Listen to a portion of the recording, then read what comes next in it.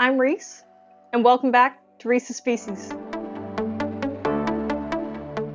So today, I hope you don't mind, but I'm going to go on a bit of a tangent. So today's subject is going to be budget invertebrate enclosures. I will specifically be talking about tarantulas and wolf spiders, but this could apply to most terrestrial or fossorial, so you're burrowing larger spiders. So what I will start with is budget enclosures. So there are plenty of options for budget enclosures. Like the ones I will be using as an example, I mostly found at Kmart, but you can also find them at cheap shops like Dollars and Cents, Silly Sillies, stuff like that. So I will start with the tried and true classic, the click clack tub, or as they're known in some places, critter keepers. These things, most people tend to not go with them.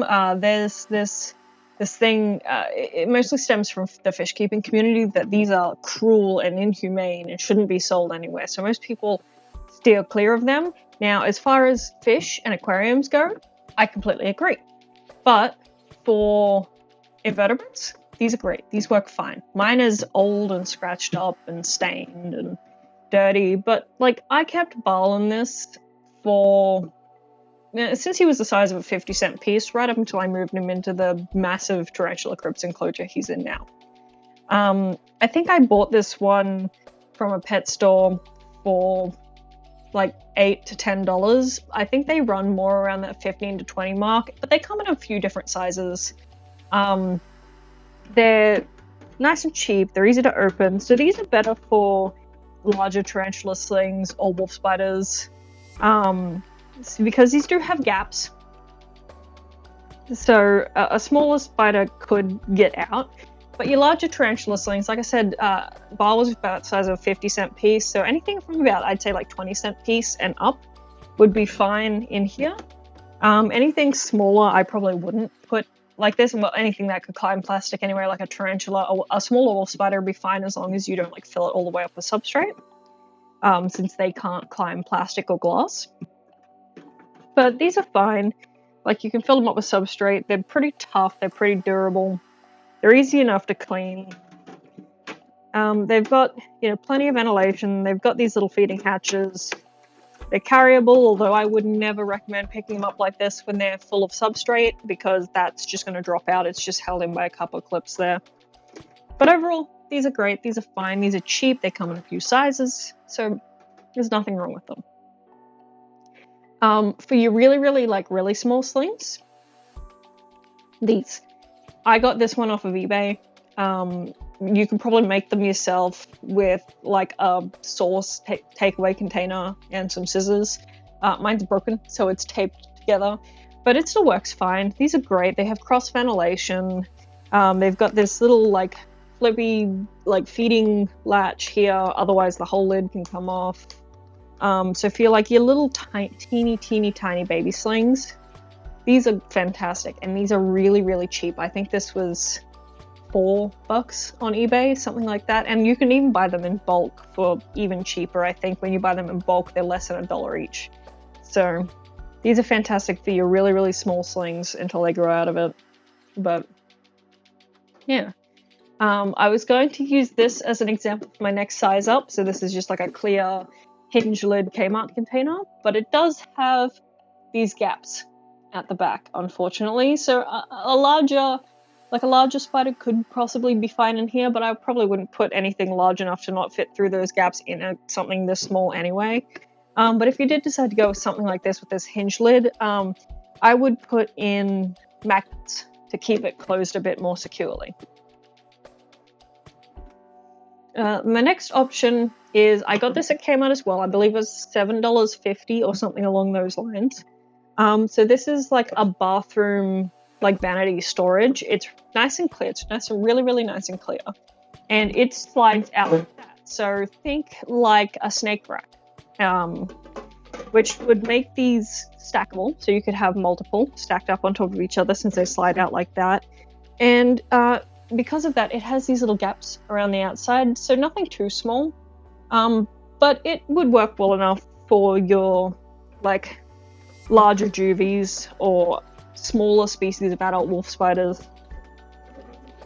But yeah, this would be perfect for a lot of different species at that kind of like advanced sling to small juvenile stage. I will probably be using this one myself. And like I said, this would even be stackable. So you could have multiple up on top of each other, which would work really, really well. And it has this nice little handle. Another option for enclosures is just your clear like fridge storage containers. So these come in a few different sizes. As does this actually. This came in a few different sizes. This is the like medium size. But they had like long ones, they had deeper ones, they had really little ones. But yeah, this is like a medium size, like I believe it's called just like a vegetable freshener container. And so it's got these clips on the side, which is really good because that's nice and secure when it's locked shut. It's nice and secure, which is what you want, especially for larger spiders. The lid has these ventilation holes, which you can slide shut like that.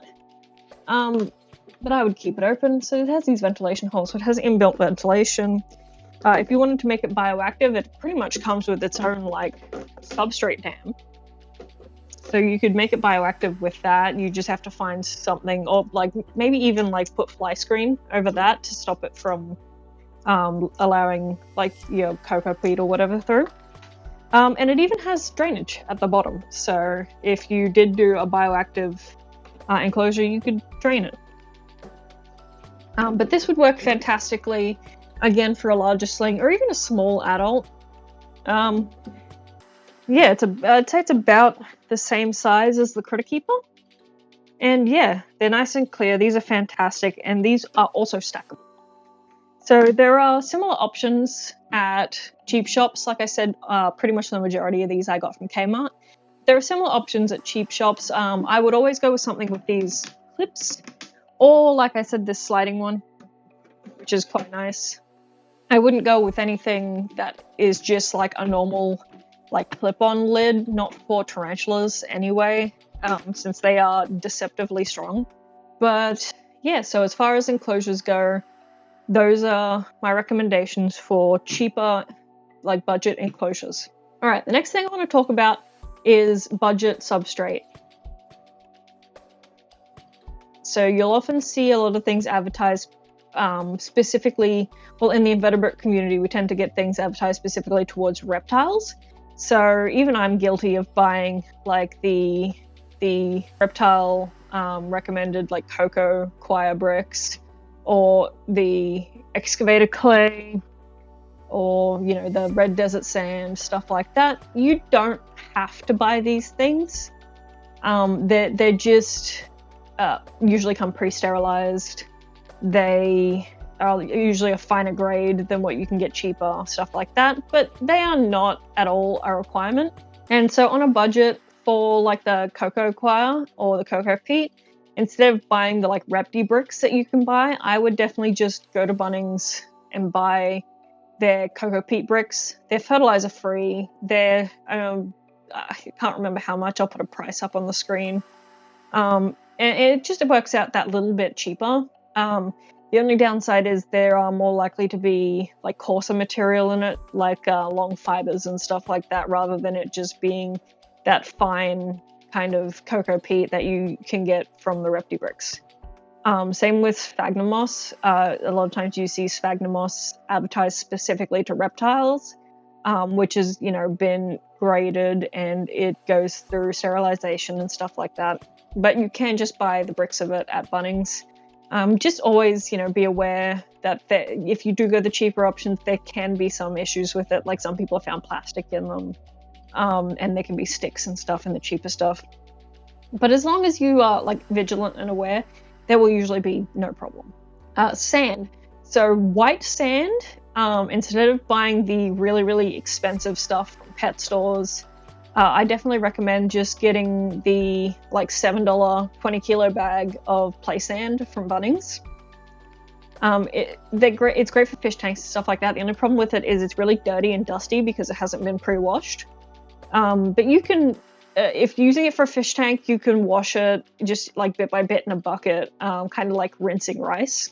Or if you're using it in a reptile enclosure, I'd just give it a light spray down with some water to kind of help pack that dust down so it doesn't get everywhere. But otherwise, it's fine. Again, there can be like sticks and like bits of like leaves and stuff in it, but unless you're going for that pure like stark white look, it's really not necessary to get that like aquarium grade like sand, again, unless you're going for that like pure stark white look. Excavated clay. So reasonable replacement for excavated clay is your bentonite clay cat litter. You'll often see it just advertised as clay cat litter. It comes in really cheap bags. I think it's like 12 to 20 bucks depending on the size of the bag you get. And if you mix that with like your red desert sand or anything like that, or any kind of red fine to medium grade sand, you can get the same effect as what I get with the excavated clay mixed with my red aquarium sand, for I'd say probably about half the price, because that bag of excavated clay ran me about 50 bucks. I think that's it as far as substrate goes, so I will now move on to ornaments. So with ornaments, just cheap plants from cheap shops, from Bunnings, from Kmart, anything like that. You don't have to use the reptile specific ones. There's pretty much no difference between the reptile marketed fake plastic plants and the ones that you can just buy from the cheap shop. Other than maybe the cheap shop ones might have like some stiff like wire in them to help shape them and stuff. But you can cover that with like silicone or hot glue or anything like that to stop it from rusting. And there's no difference. It's really not necessary to go out and buy these expensive like reptile branded fake plants when you can get, the same thing for a quarter of the price at Bunnings or at, a cheap shop like the dollar store or anything like that. Aquarium plants are a good thing as well. Depending on what brand, they can be a little bit expensive, but I know like Dollars and Cents sells aquarium plants for like $2.50 for a bag of 3 of them. And they would work fine. I'd be a little careful with tarantulas because they can be fragile with things that are a bit sharper. But you can do what you do with like long finned bedders and take some like nylon stockings and just rub nylon stockings along the ornament. And if it catches and tears, don't use it. But if you're able to rub it along without the nylon getting caught or tearing or anything like that, it should be perfectly fine. Secondhand ornaments, there's nothing wrong with buying secondhand, especially if you're buying for invertebrates. For reptiles, I would be a bit more dodgy, and for aquariums, I'd be a bit iffy as well. But for invertebrates, it's very unlikely that there will be diseases that are transferable. So buying like secondhand aquarium plants or secondhand reptile plants, anything like that, should be fine, just as long as they've been cleaned with like appropriate stuff, where if they're selling them for aquariums or if they're selling them for reptiles, it should be fine. Whereas if it's like somebody just selling fake plants, I'd be a bit worried because you don't know what kind of perfumes or anything they might have used around them. Rocks and sticks. So rocks and sticks, a lot of people think, oh, you should buy like the ones they sell at the pet store or stuff like that because they're pre-sterilized and, stuff like that. It's not necessary. Go for a walk to your local park, grab some sticks, grab some rocks, whatever you think looks nice, and sterilize them yourself. It's free. Obviously, don't do anything where you're going to mess up like a local ecosystem. Don't take too many. Don't take anything that something's obviously living in, and don't like ruin the neighborhood for people. And if you are going to take them, make sure you take them from not heavily trafficked areas, because you don't want like engine oil or exhaust fumes or pesticides or anything like that to come in with them. So just take them from go out into a less heavily trafficked area, like the back corner of a park or something like that, and grab them from there. to sterilize them. So I'll preface with never, ever boil or bake rocks. So they can have air trapped in them. And if you boil or bake them, it can cause that air to expand and they can explode, and that can cause serious injury and damage. So never do that. With rocks, I recommend bleaching them. So take a bucket, just like a liter bucket, or you can do 10 liters, depends on the size of the rock, but do a 1:10 ratio. So 1 part to 10 parts bleach and water. So 100 ml of bleach for every liter of water. And soak the rocks in it for 10 to 15 minutes, and then take them out and put them in another bucket filled with heavily dechlorinated water. So you can get like aquarium dechlorinators. There is a fly in here. Go away. You can get aquarium dechlorinators. Like I use Prime, but Prime's a bit expensive. But you could just use like the cheap brand, just whatever's cheapest aquarium dechlorinator, and just dose it 4 to 5 times the recommended amount. So for Prime, it's 5 ml for 200 liters, or like 0.5, which would be 0.5 ml for 2 liters. Did I do that maths right? 0.5 ml for 20 liters, 0.05 ml for 2 liters. And so I would put, like in 20 liters, I would put 2 ml, for example, because that's 4 times the amount. Or I'd probably even go 2.5. I'd really overdo it, essentially. And then dunk the bleached rocks. And you can even do this with like reptile ornaments, like secondhand reptile ornaments. Just dunk them in until that bleach smell goes away on them, and then they will be perfectly safe to use. You can sit them out in the sun afterwards to help get rid of any lingering bleach, because the sun will help evaporate it away as well. With sticks, some people say to boil them. I think that makes them brittle, and I've also found that it can cause mold if they don't dry properly afterwards. But you could boil them first or soak them in hot water first, and then do what I would do, which is to put them in the oven at a really low temperature. So usually about that like 90 degree kind of area. Put them in the oven about 90 to 100 degrees for an hour or two. This will make your entire house smell like sticks. But it's not that bad. And so that will help get rid of any like pests, bugs, anything like that. And if you do like soak them in hot water beforehand, that can help get any residual chemicals, like oil or anything out of them. So you can do that with leaf litter as well. So if you take like just handfuls of dry leaf litter, so don't grab green leaves, you want dry leaf litter. You can do the same thing, soak them in hot water and then put them in the oven for an hour or two on that low setting to get them to dry out. So those are some really good options that are essentially free to help with like invertebrate keeping. You can do this for reptiles as well. I think I've covered everything. I covered enclosures, substrate, and decor. I guess the animals themselves as well. I personally do not advocate for taking from the wild, but you can, like if you have, so never take rare animals from the wild, so never take rare spiders, so things you don't see often. If you notice there are an abundance of a certain species, then you probably shouldn't feel too bad if you take, 1 or 2 from the area to keep. If you are taking wild spiders, be sure that you're not taking gravid females, so if you see an adult female, generally leave them alone. In fact, leave most adult spiders alone. Take juveniles or babies, because that's less likely to have a significant impact. Breeding adults are good to just leave them be. I'm in Queensland, where taking tarantulas from the wild is illegal. I'm not sure what it's like in other states, but so in this case specifically, I'm referring to wolf spiders and jumping spiders. So when taking invertebrates, when taking insects from the wild, try not to take adults, take juveniles. But otherwise, I personally am not an advocate for wild caught spiders. So that's my opinions and recommendations for budget invertebrate keeping products.